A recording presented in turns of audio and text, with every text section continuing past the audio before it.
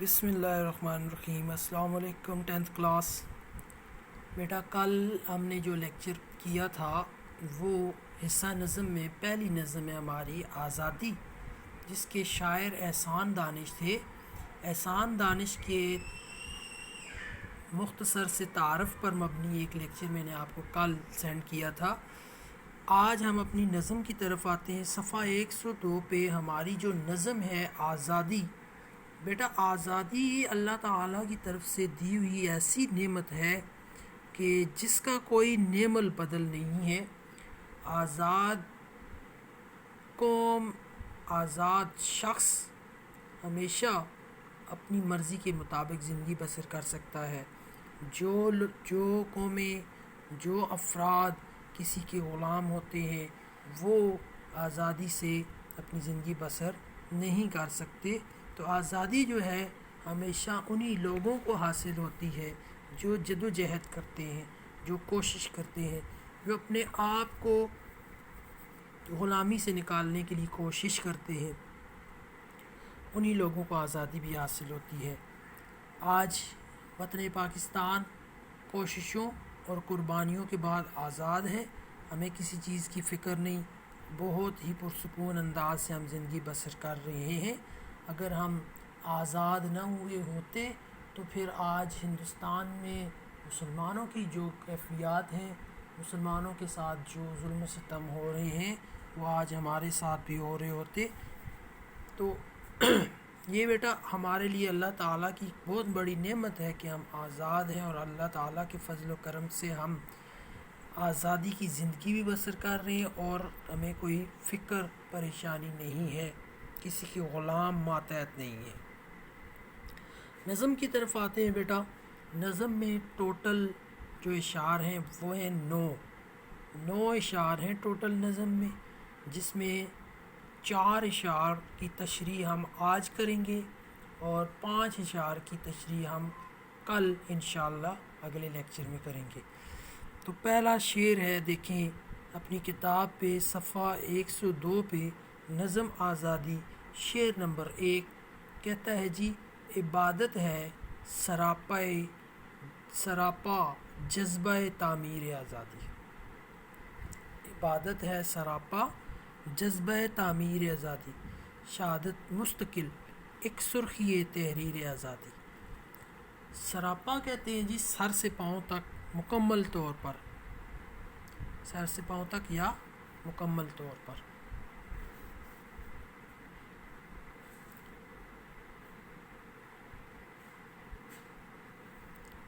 جذبہ تعمیر آزادی، آزادی کا محفوظ بنانے کا جذبہ، مستقل، پائیدار، مضبوط، سرخی تحریر آزادی، آزادی کی تحریر، آزادی کی سرخی۔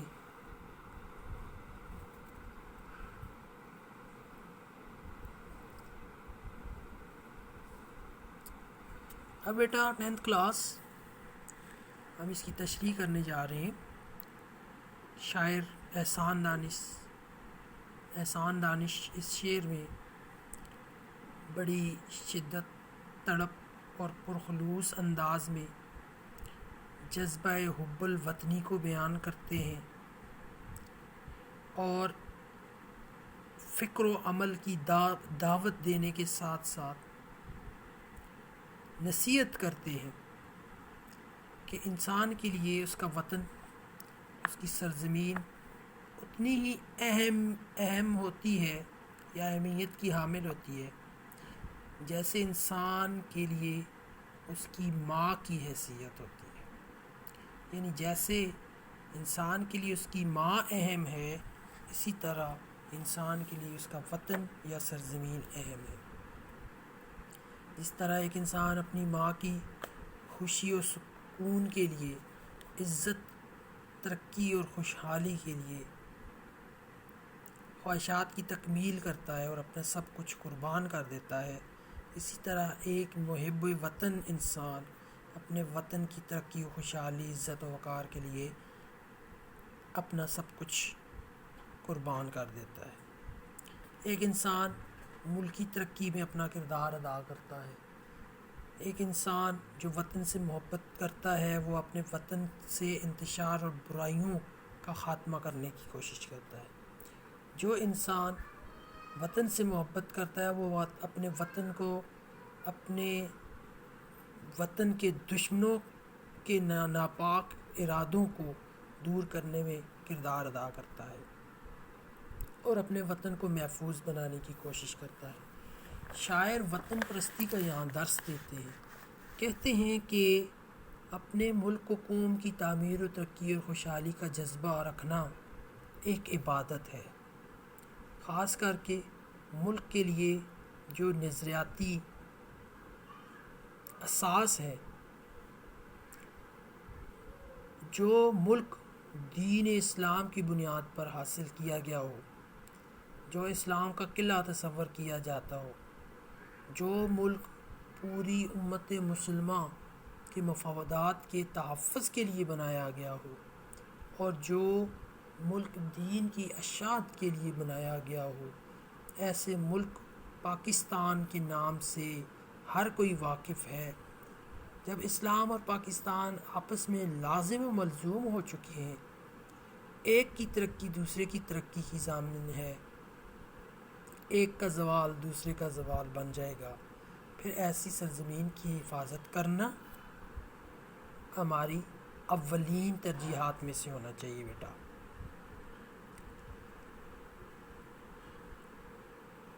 پاکستان کی حفاظت دین اسلام کی حفاظت ہے۔ پاکستان کی تعمیر و ترقی دین اسلام کی ترقی اور اشاعت ہوگی۔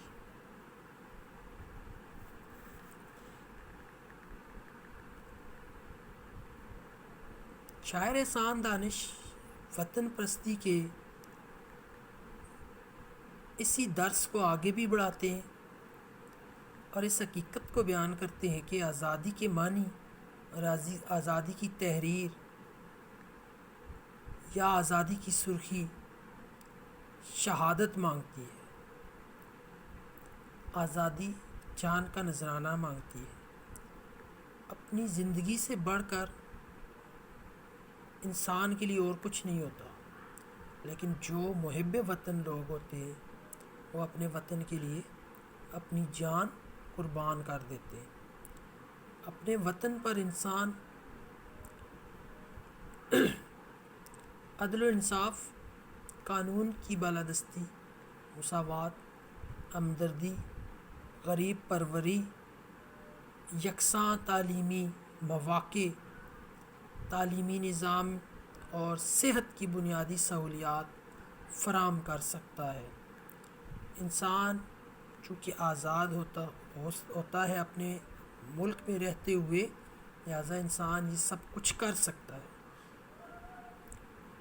اپنے قوم، اپنے وطن، اپنی قوم کی تعمیر و ترقی کا جذبہ رکھ کر ساری توانائیاں انسان کو صرف کر دینی چاہیے۔ ملک و قوم کے لیے شہادت کا جذبہ انسان کو رکھنا چاہیے اور وقت پڑنے پر شہادت گلے سے لگا دینی چاہیے۔ یہی آزادی کی تعمیر ہوتی ہے۔ آزادی ہمیشہ قربانی مانگتی ہے۔ آزادی ہمیشہ عبادت کی طرح ہوتی ہے۔ جس طرح ایک انسان عبادت کرتا ہے، مکمل خشوع و خضوع سے کرتا ہے، اسی طرح وطن کا تحفظ بھی مکمل خشوع و خضوع سے کیا جاتا ہے۔ وطن کو جب ہم ماں کا درجہ دیں گے تو تبھی ہم کامیاب ہوں گے، تبھی ہم اس کے لیے کوشش کریں گے، تبھی ہم اس کی ترقی اور فلاح کے لیے کوشاں رہیں گے۔ اس کے بعد ہے دوسرا شعر بیٹا، کہتا ہے جی جہاں آزاد کر سکتے نہ ہوں تقریر آزادی، جہاں آزاد کر سکتے نہ ہوں تقریر آزادی، وہ آزادی میری نظروں میں ہے تحقیر آزادی۔ تقریر آزادی سے مراد بیٹا آزادی کی تقریر، اور تحقیر آزادی سے مراد آزادی کی توہین۔ اب بیٹا یہاں پہ احسان دانش کہتے ہیں کہ آزادی کے حقیقی معنی کو بیان کیا جائے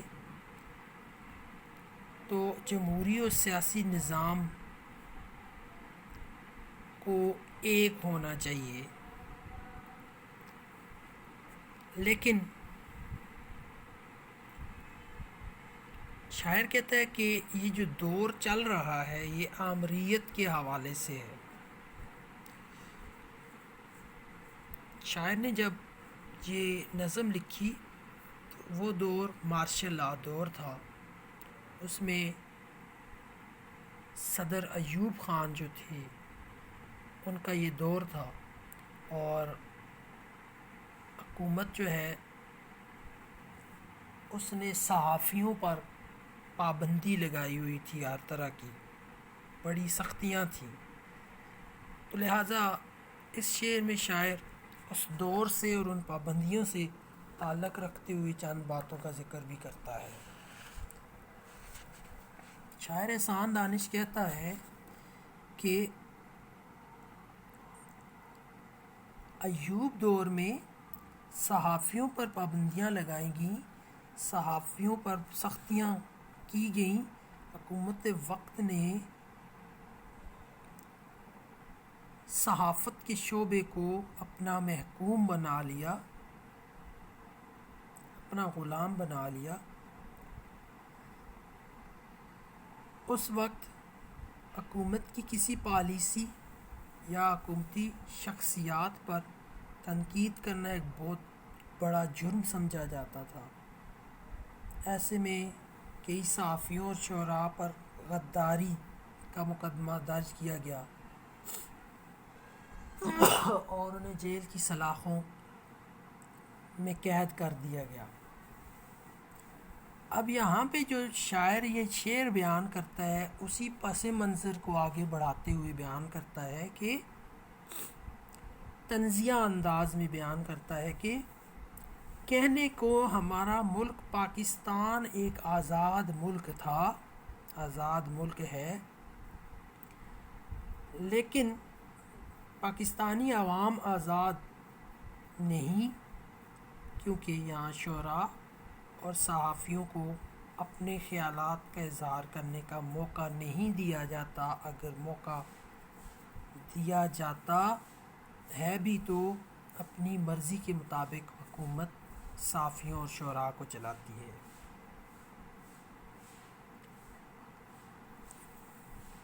شاعر مارشل لا دور پر مزید طنز و تنقید کرتے ہوئے کہتے ہیں کہ آزادی کا حقیقی مفہوم تو یہ ہے کہ ملک کا ہر باشندہ آزاد ہو، روزگار کے حوالے سے بھی، کاروبار کے حوالے سے بھی، تجارت کے اعتبار سے بھی، مذہبی عبادات کے اعتبار سے بھی، اپنے احساسات و خیالات و جذبات کے اعتبار سے بھی ملک کا ہر باشندہ آزاد ہو، ملک کے ہر باشندے کو سچ اور حق کی آواز بلند کرنے کی آزادی حاصل ہو۔ لیکن بدقسمتی سے مارشل لا دور میں، ایوب دور میں ایسا نہیں تھا۔ حق اور سچ کی آواز کو بغاوت کا نام دیا جاتا تھا، نظریاتی اور اصولی باتوں کے بجائے خوشامد اور چاپلوسی کو اہمیت دی جاتی تھی۔ گویا شاعر یہاں پہ اس دور کے حالات کو بیان کرتے ہیں جب مارشل لا لگا، اور مارشل لا کے اثرات سے لوگوں کی زندگی متاثر ہوئی، لوگوں کو اپنے خیالات و جذبات کا اظہار کرنے کا موقع نہ ملا، تو لوگ اپنے ہی حصار میں قید ہو کے رہ گئے۔ لہذا شاعر یہاں پہ کہتے ہیں کہ جس ملک میں خیالات کو مکمل آزادی سے بیان کرنے کا موقع نہ ملتا ہو، وہاں میری نظر میں آزادی کی توہین کی جا رہی ہے۔ فطرت آزادی کو پسند کرتی ہے، فطرت حق اور سچ کو پسند کرتی ہے، لیکن ظالم اور آمر حکمران کے سامنے ڈٹ جانے کو فطرت ناپسند کرتی ہے۔ یہاں پہ وہ کہتا ہے جی فطرت ایک ظالم اور آمر کے سامنے ڈٹ جانے کو بھی پسند کرتی ہے، لیکن یہاں پہ شاعر کہتا ہے جی کہ آزادی جو ہے وہ ہمیں حاصل تو ضرور ہوئی ہے، مگر چونکہ ملک میں رہتے ہوئے ہونا تو یہ چاہیے تھا کہ ہم ہر طرح سے آزاد ہوتے، اپنے خیالات و جذبات کا آزادی سے اظہار کر سکتے، لیکن موجودہ حکومت آمریت نے، مارشل لا حکومت نے ہر طرح سے صحافتی شعبوں کو اپنا محکوم بنا کے رکھ دیا، لہذا کوئی آزادی سے بات کرنے کو تیار نہیں۔ اگر کوئی آزادی سے بات کرتا ہے، جو اپنے احساسات و جذبات کو کھل کر بیان کرتا ہے، اسے جیل میں باغی کہہ کے جیل میں ڈال دیا جاتا ہے اور اس سے ناروا سلوک کیا جاتا ہے۔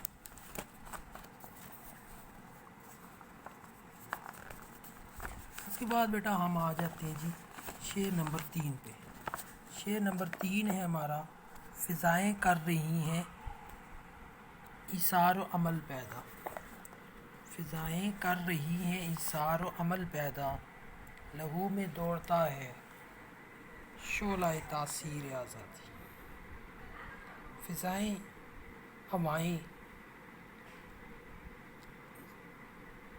جو کہ ایثار و عمل اور قربانی کا جذبہ یا عمل اور قربانی کا شوق، شعلہ تاثیر آزادی، شعلے جیسا اثر رکھنے والی آزادی۔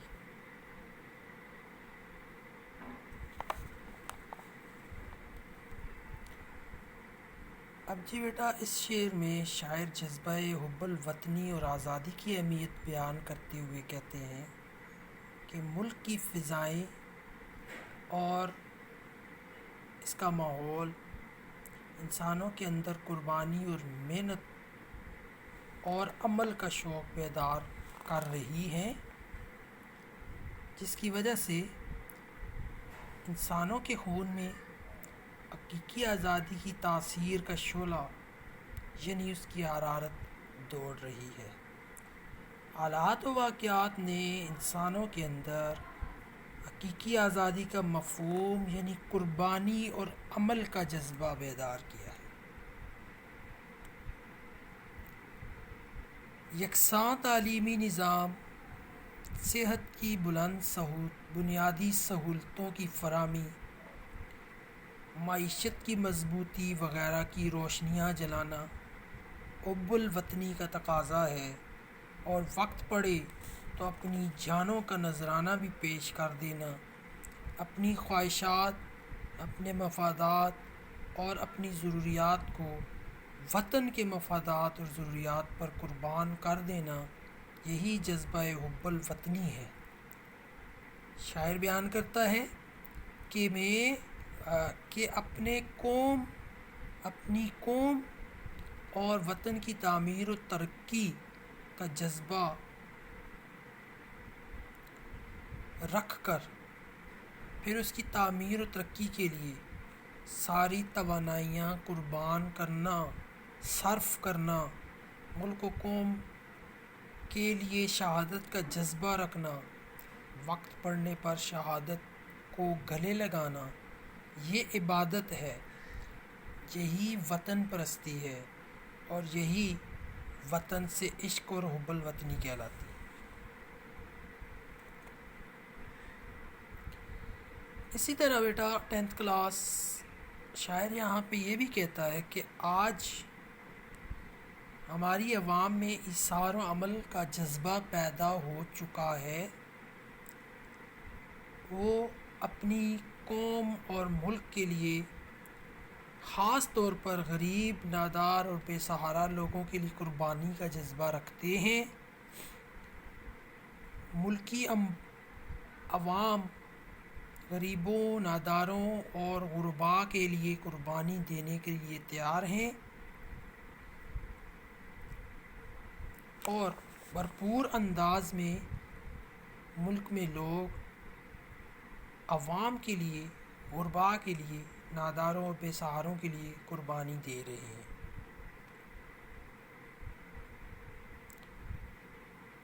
لوگ اپنے ملک کو مایوسیوں اور پریشانیوں سے نکالنے کے لیے طوفانوں کا مقابلہ کر رہے ہیں، محنت اور مشقت پر عمل پیرا ہیں۔ اسی طرح ملک کے لوگ اس حقیقت کو جان چکے ہیں کہ محنت اور عمل یہی ایک وہ جذبہ ہے جو شعلے جیسی تاثیر رکھتا ہے، اور اسی جذبے کے تحت ہم اپنے خواب پورے کر سکتے ہیں۔ گویا یہاں پہ فضاؤں کا ذکر کیا گیا کہ فضائیں اب قربانی اور عمل کا ذوق اور شوق بیدار کر رہی ہیں، اور یہی ذوق اور شوق شعلے جیسی تاثیر رکھتا ہے اور ملکی ترقی کے لیے بہترین ہے۔ اب جاتے ہیں جی ہم آگے، شعر نمبر 4، نظم آزادی۔ کہتا ہے، جو کہنا تھا اسے سب کہہ گیا قرآن کے پردے میں، زمانہ حشر تک کرتا رہے تفسیر آزادی۔ قرآن کے پردے، قرآن کے صفحات، قرآن کے صفحے، حشر، قیامت اور تفسیر آزادی، آزادی کی وضاحتیں۔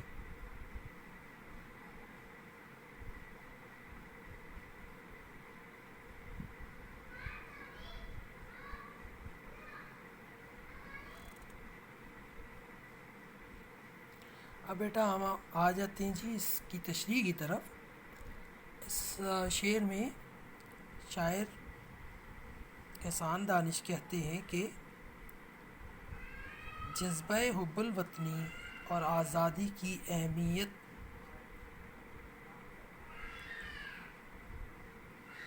بیان کرتے ہوئے احسان دانش کہتے ہیں کہ اللہ تعالیٰ نے اپنے کلام یعنی قرآن پاک میں حقیقی آزادی کی وضاحت کر دی ہے، اور حضور صلی اللہ علیہ وآلہ وسلم نے اپنے عمل سے ہمیں حقیقی آزادی کا مطلب بتا دیا ہے۔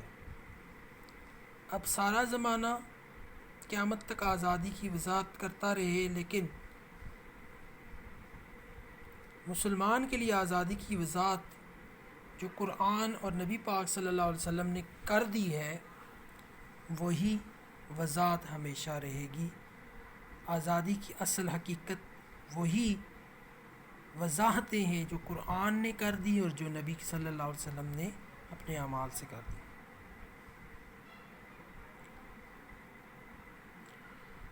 اس کے ساتھ ساتھ شاعر آزادی کی اہمیت کو بیان کرتے ہوئے، قدر و قیمت کو بیان کرتے ہوئے کہتا ہے کہ اگر ہم قرآن کا مطالعہ کریں اور حضور پاک صلی اللہ علیہ وسلم کی مبارک زندگی کو سمجھتے ہوئے بحیثیت مسلمان غور و فکر کریں،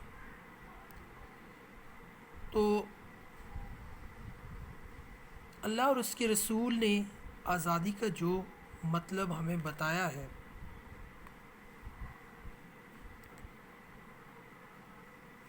اس کے علاوہ اب اور کوئی آزادی کا مطلب ہو ہی نہیں سکتا۔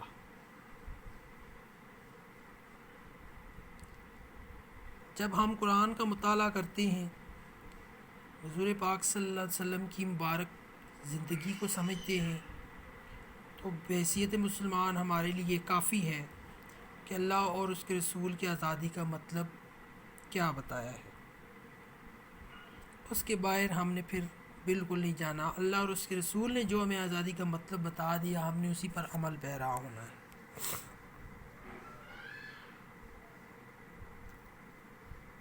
آزادی کی قدر و قیمت کو جس طرح نبی پاک صلی اللہ علیہ وآلہ وسلم نے اور اللہ تعالی نے بیان کیا،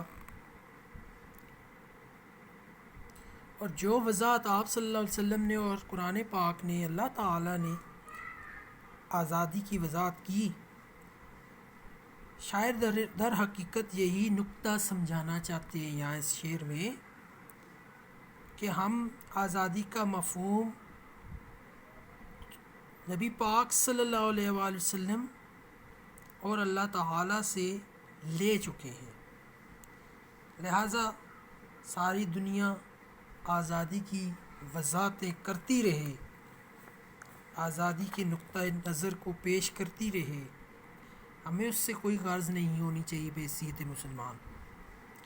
ہمیں بحیثیت مسلمان دنیا جو آزادی کی وضاحتیں کر رہی ہے اس سے تعلق نہیں رکھنا چاہیے، اس سے غرض نہیں رکھنی چاہیے، بلکہ ہمیں اس سے غرض رکھنی چاہیے جو نبی پاک صلی اللہ علیہ وسلم نے ہمیں بتا دیا، جو اللہ تعالیٰ نے قرآن کے ذریعے ہمیں بتا دیا۔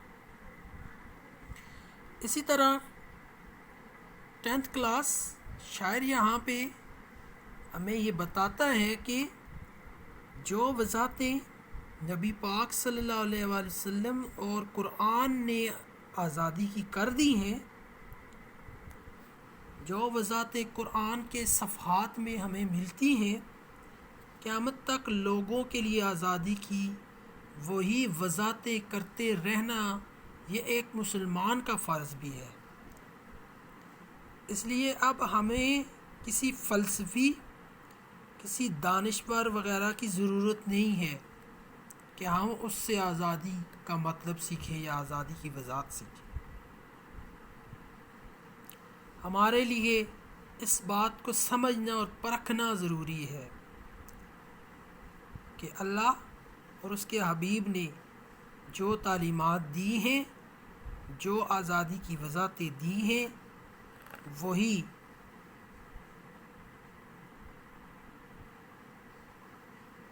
ہمارے لیے ہونی چاہیے اور وہی ہم آگے بیان بھی کریں۔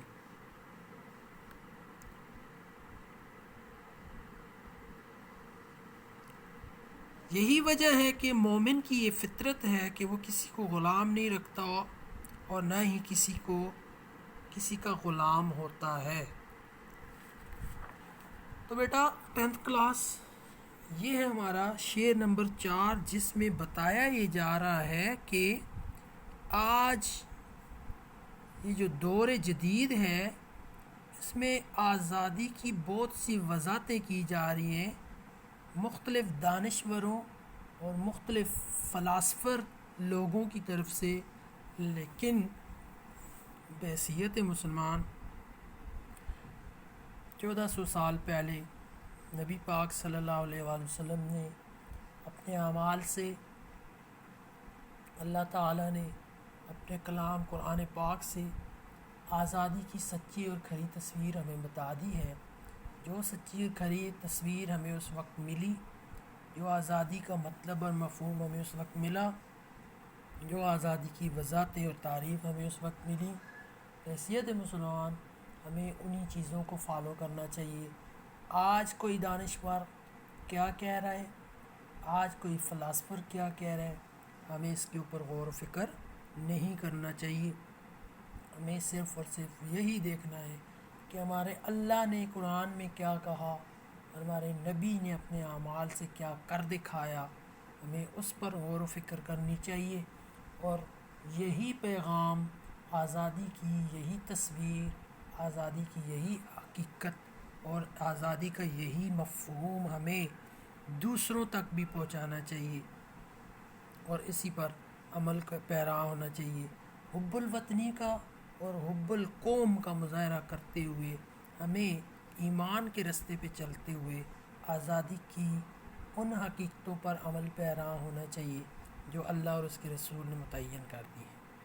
تو یہ ہے بیٹا آج کا پہلا لیکچر اس نظم آزادی کا، جس میں شاعر احسان دانش آزادی سے متعلق چند باتوں کا ذکر کرتے ہیں۔